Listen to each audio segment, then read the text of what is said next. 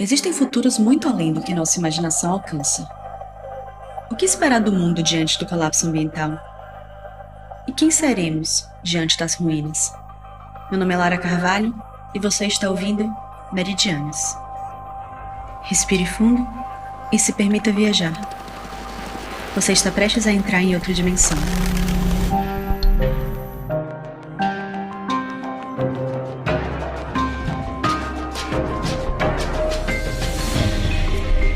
No episódio de hoje, Enseada, Lado B, ou o making-off de um conto pós-apocalíptico. Existem muitos mitos ao redor do mundo que situam o mar como origem ou destino. Dentre todos esses mitos, existe Atlântida, o mito da cidade perdida e submersa.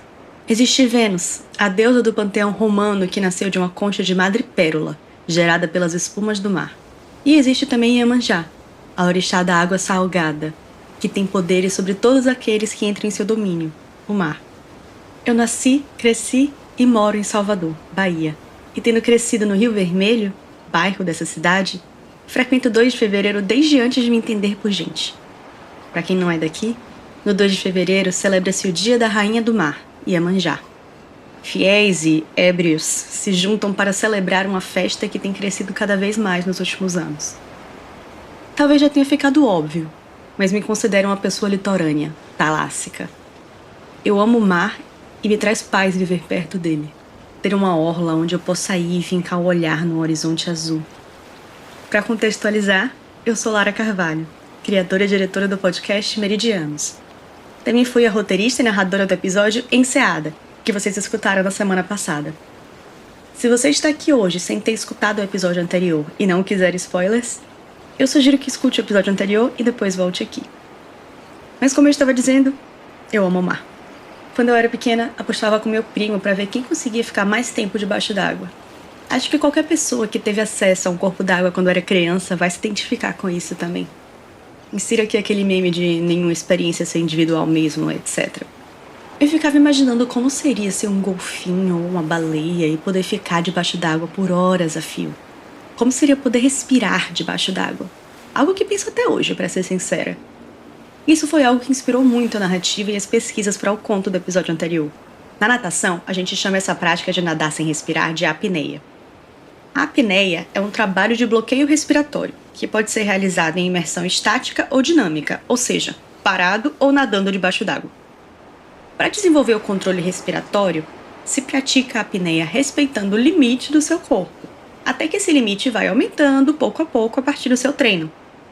Se você forçar muito a apneia com bloqueios respiratórios extremos, isso pode levar a espasmos musculares ou até mesmo um apagamento, um desmaio que pode causar o afogamento. Por isso que a regra de ouro para a apneia é nunca treinar sozinho. Mas pela lógica da apneia, então seria possível treinar para passar bastante tempo debaixo d'água, certo? Quase. Se não fosse pelo reflexo de mergulho mamífero. Resumindo bastante, tem uma parte do nosso sistema nervoso que se chama Sistema Nervoso Autônomo, também conhecido como SNA. Esse sistema é responsável por controlar as funções viscerais do corpo, como a frequência cardíaca, pressão arterial e hemodinâmica. O SNA é dividido em 2 sistemas, o simpático e o parasimpático. O simpático é responsável pela estimulação e o segundo pela inibição. Pensa assim, o simpático é você com carisma para socializar e o parasimpático é você sem bateria social para interagir com humanos. Quando estamos em apneia induzida em um meio líquido, acontece o que chamamos de reflexo de mergulho. Esse reflexo tem o objetivo de manter a oxigenação do corpo e relaxar a pessoa a partir da ação desse sistema parasimpático, para que seja possível prolongar o tempo que você está submerso. Então, mesmo que seu corpo estabilize as suas funções viscerais temporariamente, você precisa voltar para a superfície para respirar, ainda que, através de treinamento, você consiga aguentar cada vez mais tempo mergulhando. E, tão importante quanto, você precisa fazer a subida lentamente. Se você subir muito rápido, corre o risco de você sofrer com a doença da descompressão, que foi nomeada pelo cientista francês Paul Bert em 1878.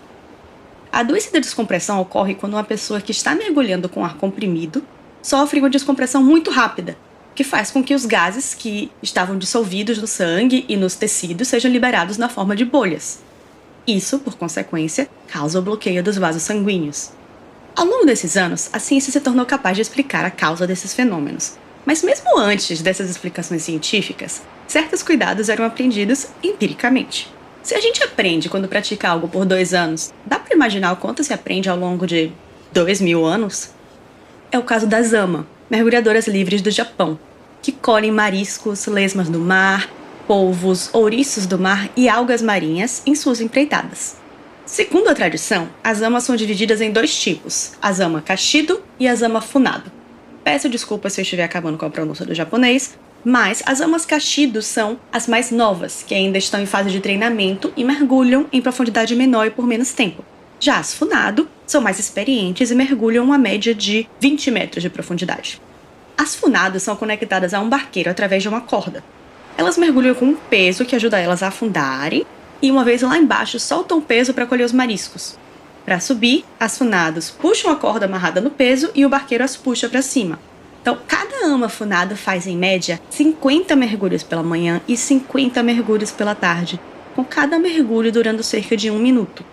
E apesar delas não sofrerem com a doença de descompressão, as amas apresentam mais problemas de ouvido, como deficiência auditiva, zumbido nos ouvidos e ruptura do tímpano. Mas o número de ama tem diminuído muito nos últimos anos. Atualmente, a maioria das amas são idosas, pois poucas jovens escolhem uma profissão tão árdua. Mas as amas não são a única comunidade com a tradição de mergulhar em alto mar. Na verdade, mergulhar em busca de alimento é uma tradição antiga em muitas culturas. Existem as Haenyos, mergulhadoras da ilha de Jeju, na Coreia do Sul. Eu sinto que eu assassinei essa palavra também. Mais uma vez, peço-vos perdão. Textos gregos muito antigos também fazem referência ao uso de pesos de chumbo e cordas para acelerar a descida e subida de mergulhadores. Isso nos leva ao povo Bajau. Bajau, apesar de ser o nome mais conhecido, é um nome estrangeiro dado a um grupo de pessoas do Sudeste Asiático, que se chamam coletivamente de Sama. Por ser um nome foneticamente parecido com as ama, que citei mais cedo, vou chamar eles de Sama Bajaus, apenas para não ter confusão, ok? Então, os Sama Bajau são nômades e habitam entre as Filipinas, a Malásia, a Indonésia e o Brunei. Eles moram em barcos ou palafitas e vivem à base de pesca ou caças submarinas, que rendeu a eles o apelido de nômades do mar. Em 2018, o estudo publicado no periódico Cell revela que, como resultado da prática milenar de mergulhar em apneia para caçar, existem evidências que, ao longo das gerações, uma mutação de DNA levou ao aumento do baço do Sama Bajau, o que dá uma vantagem para eles, é claro. O baço é um órgão que ajuda a sustentar o sistema imunológico e a reciclar os glóbulos vermelhos. Dá para viver sem ele, mas em mamíferos marinhos, como as baleias, por exemplo, que passam a maior parte da vida debaixo d'água, os baços são enormes. E na pesquisa, os cientistas compararam os baços do Sama Bajau com os baços de pessoas do povo Saluan, do continente indonésio. Resultado: o tamanho médio do baço de uma pessoa Bajau era 2 vezes maior que o baço de uma pessoa Saluan. Com essa mutação, os Sama Bajau podem ficar submersos por até 13 minutos em profundidades de mais ou menos 60 metros. E ok, eu posso ter ido longe para falar dessas comunidades. Eu só queria mostrar que a relação de nós, humanos, com o mar é algo muito forte, mesmo em culturas muito diferentes umas das outras. O Nordeste litorâneo tem uma cultura muito ancorada no mar. Falo da Bahia litorânea, especificamente de Salvador, porque é o lugar onde eu mais tenho vivência. Especifico litorânea porque o Nordeste e a Bahia são muito mais do que as capitais e as imagens que habitam o nosso imaginário coletivo. Mas isso é papo para outro momento. O que quero falar é que aqui em Salvador também temos uma comunidade tradicional de marisqueiras e pescadores. E para saber mais sobre essas comunidades, espera só um minutinho. A gente tem um breve intervalo e eu já volto.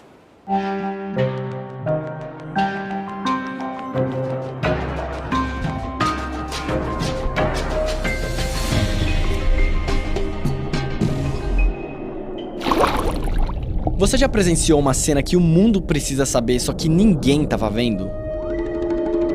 E se eu te disser que a gente foi pra uma ilha cheia de histórias assim? Tamo no ônibus agora, vai começar a nossa aventura hoje. Por que a gente largou as nossas vidas em São Paulo e veio passar um mês na Ilha Anchieta? Nós somos biólogos e a gente passou um mês nessa ilha, onde ninguém mora, procurando um animal muito louco, a raia chita. Voltando de um mergulho, A gente viu uma tartaruga muito grande. a gente viveu histórias incríveis e ainda descobriu alguns mistérios sobre a ilha que a gente quer compartilhar com você, porque a gente gravou a viagem toda. Gravando. Tamo indo fazendo uma trilha, eu e Gabi. Eu tô muito cansada. Eu sou a Gabi Longo. E eu sou o Lucas Andrade. Ouça Sinal de Vida, um podcast novo sobre viagem de campo e as vidas que se encontraram ali. A partir de junho de 2024, em todas as plataformas de áudio.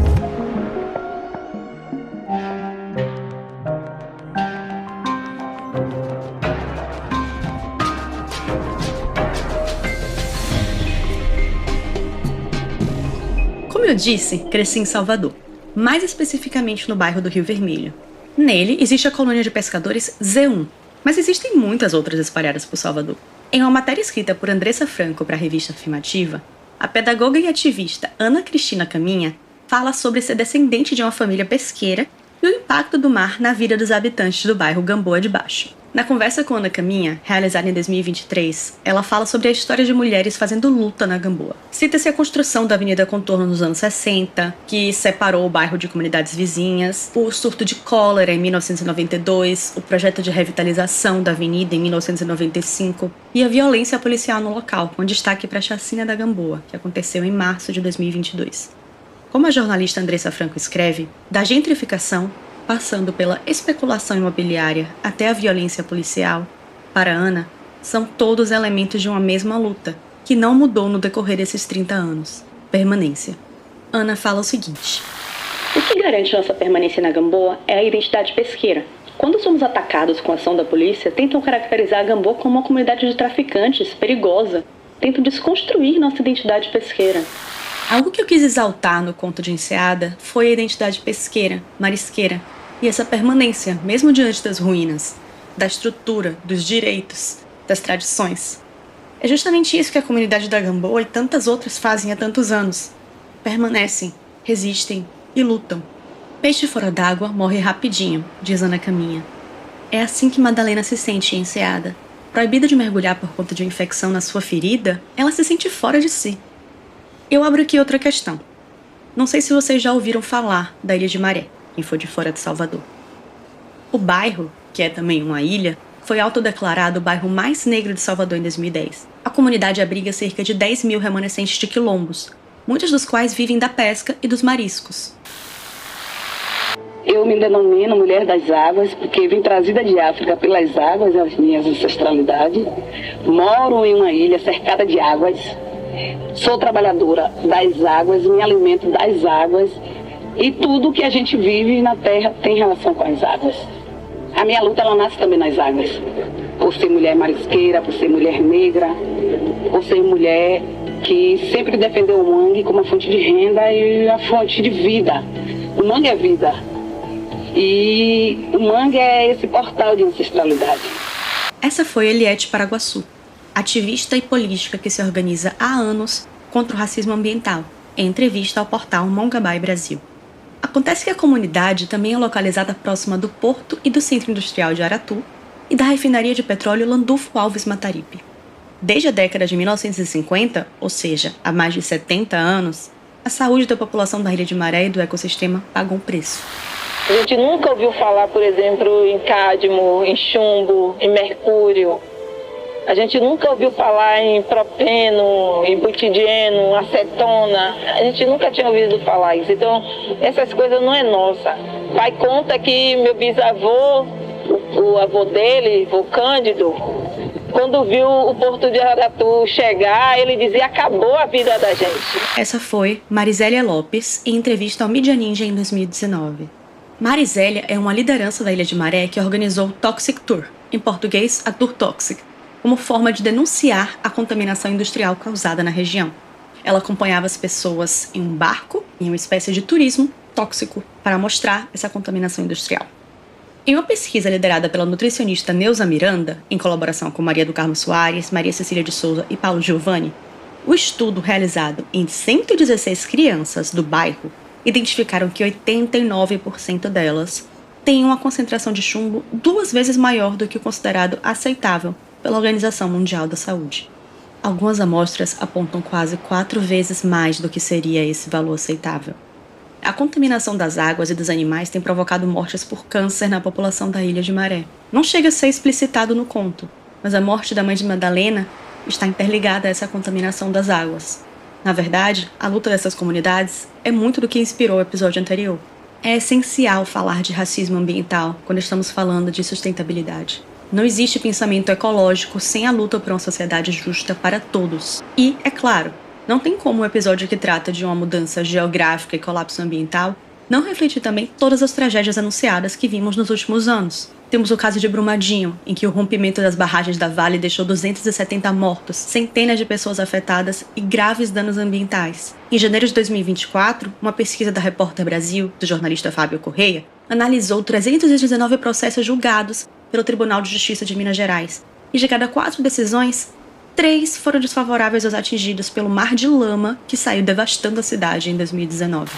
Eu já pus fogo numa roupa dormindo. Sonhei e quando eu assustei eu tinha posto fogo na roupa. Sonâmbulo. É o pesadelo, né? Mas é devido às consequências da tragédia. Essa foi a fala do motorista Ricardo Aparecido da Silva, que foi um dos afetados de Brumadinho, em entrevista ao Repórter Brasil. Essa noção de que o trauma infiltra a nossa vida como água, encontrando frestas onde possa inundar, também inspirou a história de Madalena. Já imaginou o impacto de viver em um lugar fadado a ser afundado? Pois é isso que muitas pessoas viveram e estão vivendo em Maceió. Em dezembro de 2023, o governo federal decretou emergência por conta do afundamento do solo em bairros da cidade.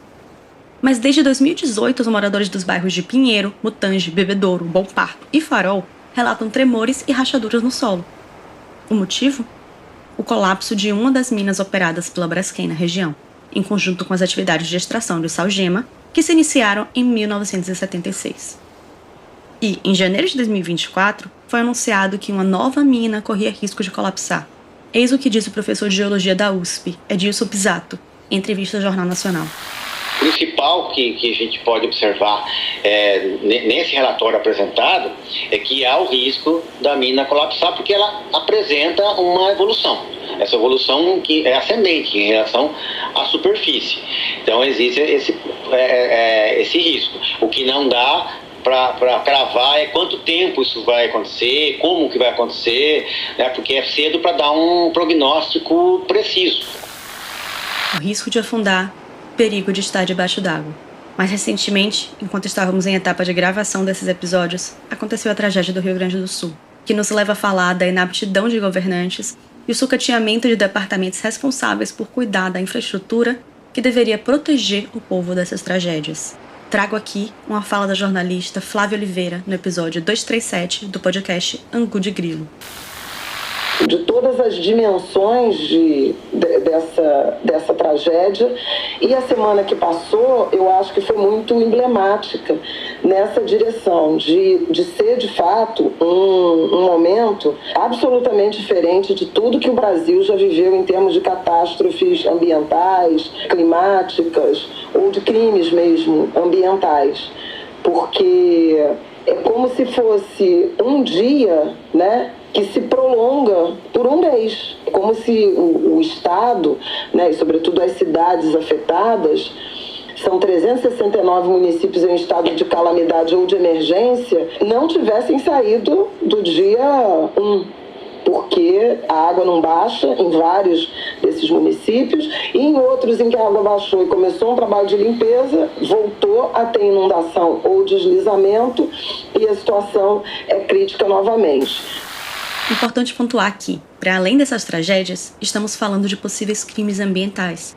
Digo possíveis, já que seriam necessários processos jurídicos para declarar que essas tragédias foram crimes e a autoria desses crimes. Uma questão que fiquei pensando quando escrevi o conto foram em coisas que a gente não necessariamente imagina quando pensa em colapso ambiental. Porque a gente tinha esse universo geográfico completamente diferente na história, parte de Salvador debaixo d'água. Mas eu queria trazer outro elemento, mais silencioso, mais sutil. E especialmente no caso de atividades mineradoras, existe a questão de tratamento de resíduos.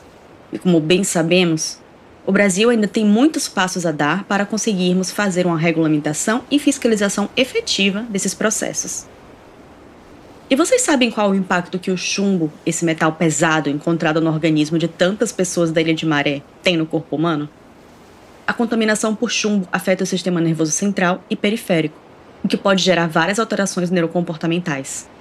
Pode levar a alterações de memória, perda da capacidade de concentração, fadiga, depressão, apatia, irritabilidade, perda de libido, tremor muscular, alucinações, além de dor de cabeça, fraqueza, dificuldade para andar, dor abdominal e, infelizmente, não para por aí. A contaminação também pode levar à infertilidade, encefalopatia e danos renais. Alguns desses sintomas que eu comentei podem ser vistos em Madalena, no conto Enseada. Mas enquanto eu escrevia esse conto e pesquisava sobre o aumento do nível do mar, a acidificação do oceano e outras possíveis consequências geopolíticas para crises climáticas que estamos enfrentando, ou podemos vir a enfrentar, eu conversei com alguns amigos, especialmente pessoas da equipe. Daí a Alissa Volpini, nossa designer, foi certeira. Você precisa conhecer Gaia. Bom, meu nome é Gabriela Leandro, também conhecida como Gaia, é um apelido. Eu sou professora da Faculdade de Arquitetura da Universidade Federal da Bahia, sou arquiteta, sou capixaba, mas moro em Salvador já há mais de 15 anos. E tenho feito pesquisas que envolvem a história da cidade, das arquiteturas, mas muito atravessado também pelas ausências, por pesquisar que histórias não são contadas, e também pensando metodologias de investigação que ajudem a gente a repovoar, eu acho, esse imaginário acadêmico, científico, e é isso que eu tenho tentado explorar experimentalmente nas minhas pesquisas e aulas na faculdade. Para nossa conversa, eu li muitos dos textos de Gaia que estão disponíveis virtualmente. Deixei todas as referências na página desse episódio no nosso site. Me interessava saber a opinião de Gaia sobre a arquitetura das cidades, especificamente Salvador, diante das mudanças climáticas que estamos vivendo. E Salvador vai ser uma referência nacional, assim, de um plano complexo, com diferentes ciências envolvidas, né, e diferentes disciplinas.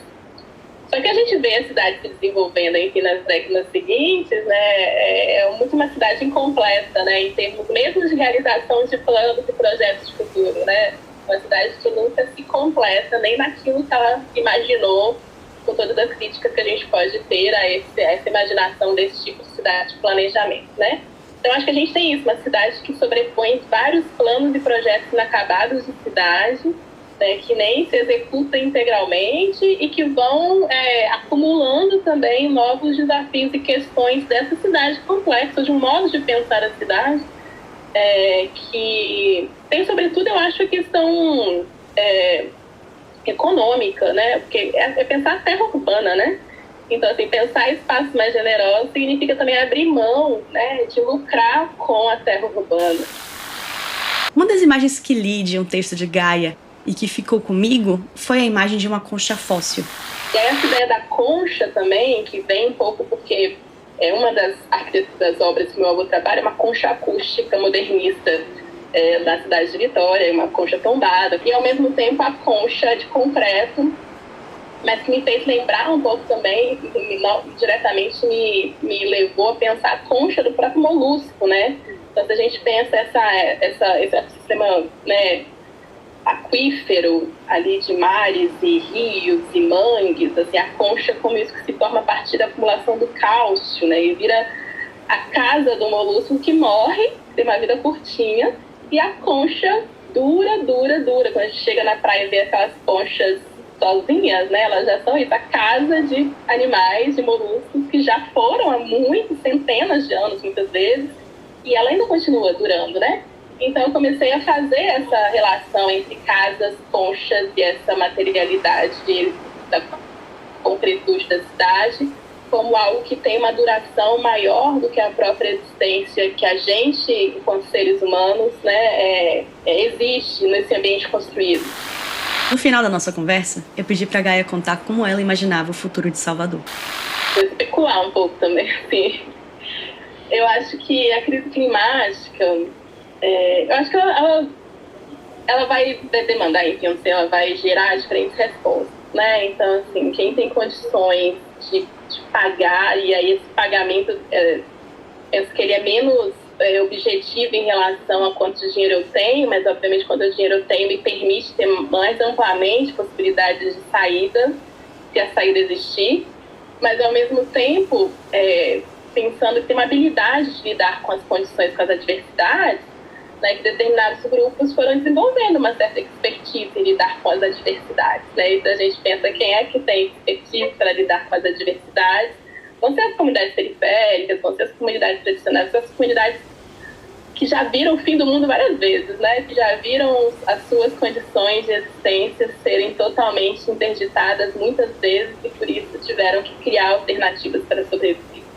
Então eu acho, pensando assim, cenários, assim, né? Essa beira-mar vai em disputa hoje pelo mercado imobiliário, pelo turismo, vai estar submersa, né? Vai ser uma cidade que vai ser abandonada, assim, acho que subam para as montanhas, quem puder subir para as montanhas, se elas ainda não estiverem queimadas.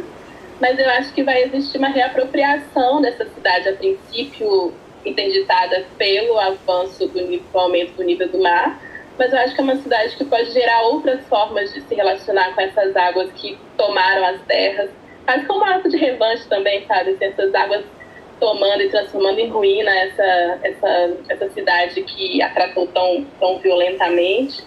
E talvez alguns grupos consigam lidar melhor com esse movimento pela própria relação, menos de exploração de recursos e mais de diálogo e negociação, essa coexistência, né, dos diferentes ecossistemas. Mas, obviamente, sem romantizar que isso tudo é muito violento, né? Então, assim, eu acho que, bem especulando, assim, passaremos por um tempo muito da precariedade, onde essas assimetrias continuarem existindo, mas também esse lugar do privilegiado vai ser totalmente desestabilizado, porque as condições de privilégio vão depender de uma expertise de quem saiba dominar, então, inclusive, as relações de subalternidade existentes vão ser um pouco remexidas. Perceba que nosso vocabulário também foi tomado pela força da água. Poderia dizer que eu sou levada por essa correnteza desde que eu nasci, mas a ideia inicial para o conto Enseada surgiu em um período em que eu tive muitos sonhos recorrentes com tsunamis. Muito frequentemente na Praia da Paciência ou no Porto da Barra, mas também já tive esse sonho com a Praia da Gamboa, em Itaparica, enfim, praias com as quais eu tenho uma relação afetiva. Quando eu comecei a anotar meus sonhos e notei que sonhar com essas grandes ondas estava se tornando algo recorrente, eu me lembrei de um projeto de livro artístico que eu tinha pensado com artistas baianes, que se chamava Meridianos, que era uma investigação de como seria uma Salvador com a geografia modificada com o aumento do nível do oceano. Daí um dia, depois de mais um desses sonhos, eu decidi pesquisar. Tsunami, Salvador. Quem olha o mar tranquilo não imagina que a Baía de Todos os Santos, em Salvador, já foi atingida por um tsunami, como o que destruiu a Indonésia em 2004 ou o que provocou o acidente na usina nuclear de Fukushima, no Japão, em 2011. A água chegou até a igreja de Nossa Senhora da Boa Viagem. Uma história que parece perdida no tempo. Uma boa viagem, para mim é novidade, não sabia disso não. Em 1755, as cidades litorâneas de Portugal foram atingidas por um terremoto seguido de maremoto. Só em Lisboa, 40 mil pessoas morreram. O maior tremor de terra até hoje registrado na Europa levantou ondas com mais de 30 metros. O que muita gente não sabe é que o tsunami também atravessou o Oceano Atlântico e atingiu um trecho do litoral brasileiro que vai do Rio à Paraíba. A onda que chegou já não era tão alta, mas ainda carregava um volume tão grande de água que em algumas regiões avançou até 5 quilômetros para dentro do continente. O episódio é narrado em documentos históricos. Essa carta relata que a enchente do terremoto levou algumas casas de palhoça e que falta um rapaz e uma mulher, as duas vítimas do tsunami, em Tamandaré, em Pernambuco.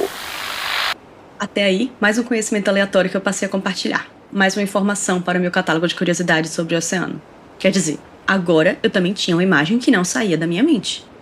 O Centro Histórico de Salvador, com o elevador Lacerda debaixo d'água, e uma mulher mergulhando entre os destroços para catar mariscos.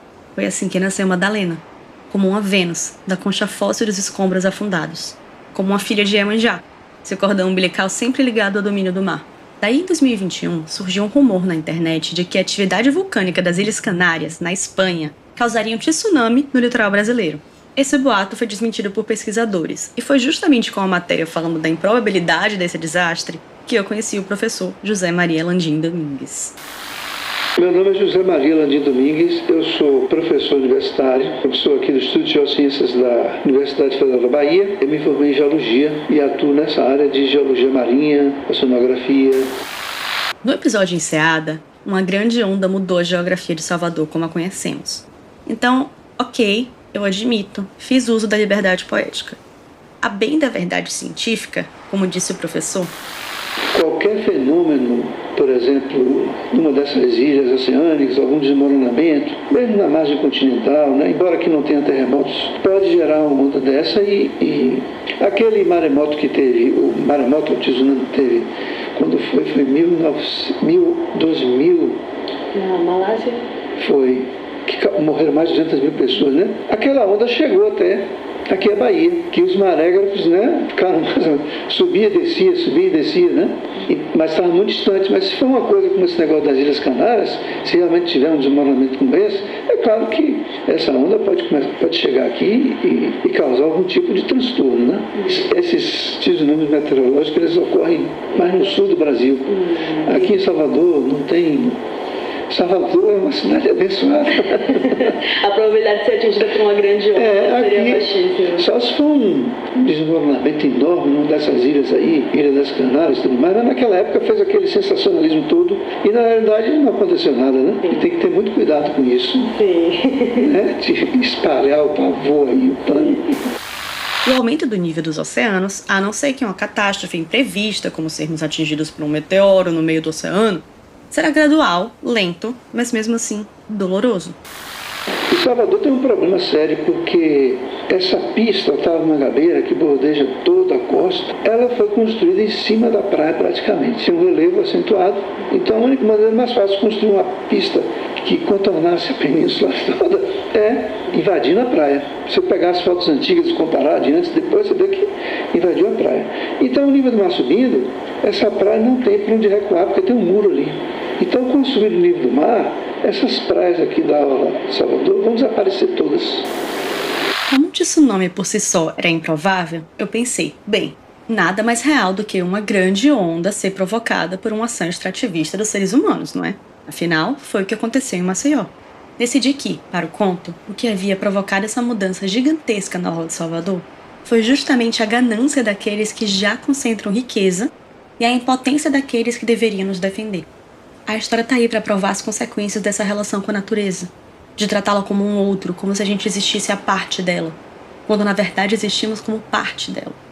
A água é elementar para a nossa vida, seja pelas nossas funções viscerais ou para a nossa subsistência, mas também simbolicamente.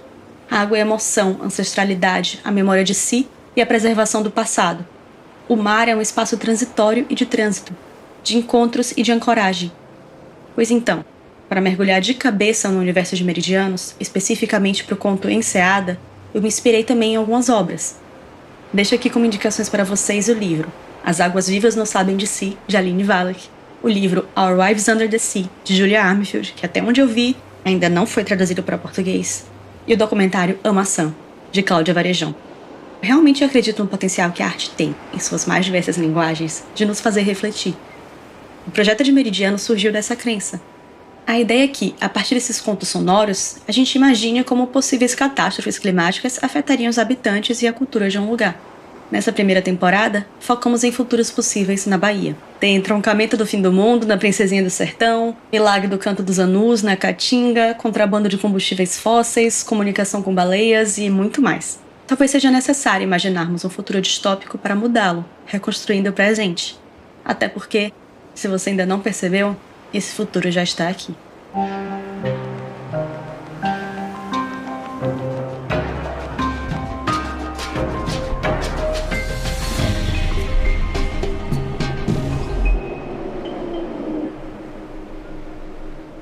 Esse foi o making off do episódio Enseada, escrito e apresentado por mim, Lara Carvalho, criadora e diretora do podcast Meridianos. Este episódio usa áudios e fragmentos de matérias de Jornal Nacional, G1, Globo, Mídia Ninja, Mongabai Brasil, Angu de Grilo, Revista Afirmativa e Repórter Brasil. O podcast Meridianos conta com o apoio do Instituto Serra Pilheira. A criação e a direção são assinadas por Lara Carvalho.